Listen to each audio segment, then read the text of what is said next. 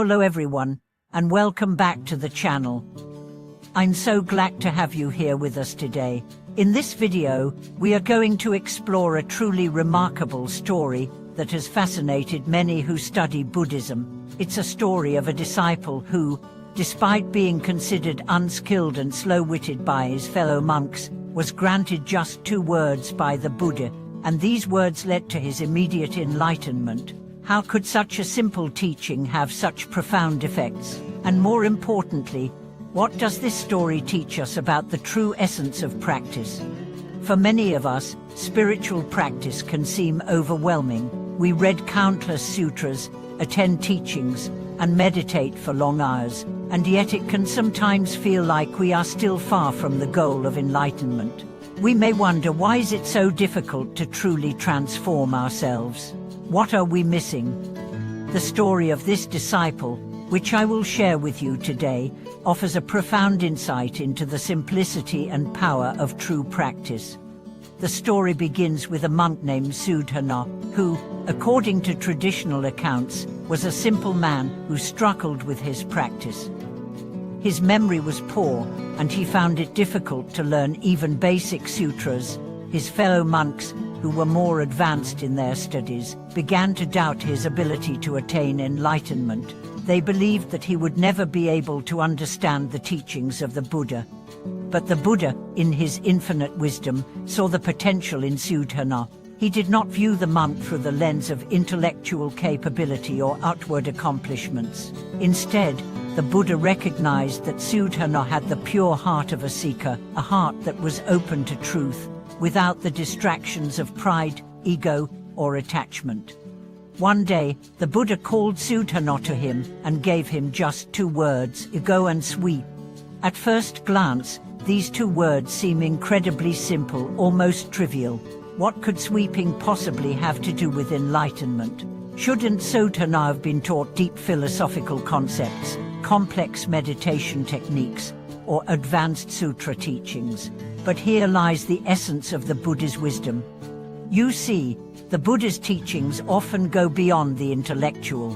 Enlightenment is not something that can be attained merely by accumulating knowledge or mastering meditation techniques. It is not about intellectual understanding, but about experiential realization. Sudhana's true practice began the moment he received those 2 words, because they pointed directly to the heart of what it means to practice.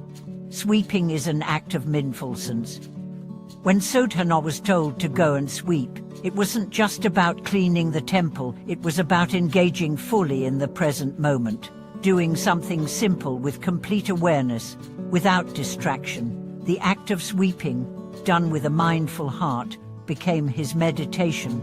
He was not just moving his hands and body, he was practicing being fully present, fully engaged with the task at hand, without any attachment to the outcome.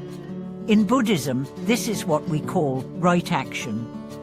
It's about doing whatever we do with complete presence and awareness, without attachment to the result. Whether we are meditating, eating, or sweeping, the practice is to bring our full attention to the present moment. When we do this, we begin to transcend the habitual patterns of the mind that cause us to suffer: our attachment to past regrets, our anxieties about the future, and our constant craving for external results. This is why the Buddha, in his infinite compassion and wisdom, gave Sudhana just 2 words: go and sweep. It wasn't that sweeping was the only practice that would lead to enlightenment, but that in this simple act, Sudhana could learn to be fully present. By sweeping the floor with mindfulness, Sudhana could begin to quiet his restless mind and see the truth of his own nature. Let's think for a moment about how this relates to our own practice. How often do we find ourselves distracted or impatient with our spiritual journey? We may chant mantras, recite sutras, or meditate, but our minds often wander and we become attached to outcomes.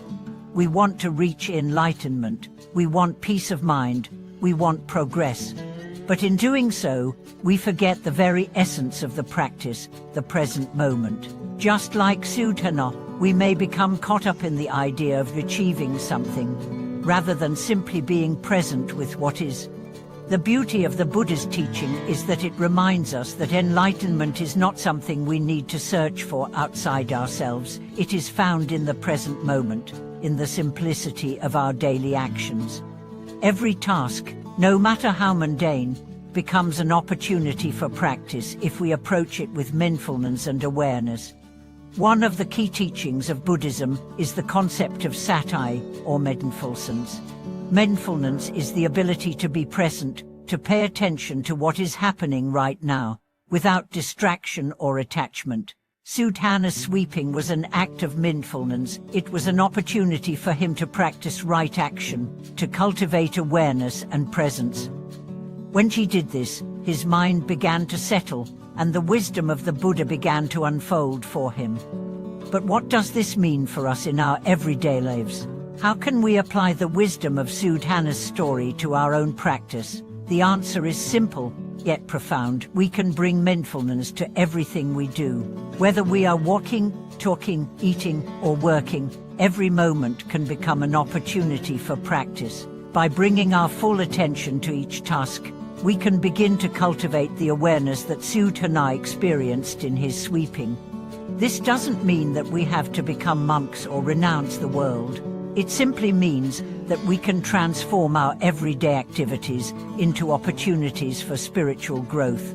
When we are mindful, we can see the impermanence of all things, the interconnectedness of all beings, and the true nature of our own minds. And through this understanding, we can begin to transcend our attachments and awaken to the truth of our own nature. Let's also reflect on the importance of humility in Sudhana's story. Sudhana was a humble monk. He wasn't seeking fame, recognition, or worldly achievements. His heart was open, and he was willing to accept the Buddha's guidance, even when it seems simple or insignificant. This humility is key to the practice of Buddhism. It is only when we let go of our ego, our desire for recognition, and our attachment to external results, that we can truly begin to experience the deeper dimensions of the Dharma. In our modern world, it can be easy to get caught up in the desire for outward success. We never progress by external achievements. How many sutras we've read, how many mantras we've recited, how much we've accomplished in our practice. But true progress is not measured in quantity, it is measured in quality. It is measured by how deeply we are able to be present, how genuinely we are able to practice compassion, and how fully we can let go of our attachment to outcomes. This is the essence of Sudhana's enlightenment. He did not need to learn complex teachings or perform extraordinary feats. All he needed was to be present, to be humble, and to practice with sincerity. And in that simple act of sweeping, he realized the truth. As we come to the end of today's video, I want to leave you with this. Enlightenment is not a distant goal. It is available to us in every moment. Every act, no matter how small, is an opportunity to practice mindfulness, humility, and presence. Just like Sudhana, we can find the path to enlightenment, not in grand achievements or extraordinary acts, but in the simple, everyday moments of our lives. Thank you so much for watching today's video.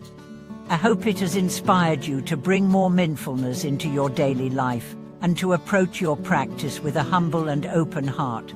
If you've had similar experiences or have insights to share, I would love to hear from you in the comments below. And if you found this video valuable, please don't forget to subscribe, like, and share it with others. Until next time, may you practice with an open heart, may you find peace in the present moment, and may you experience the wisdom that is already within you.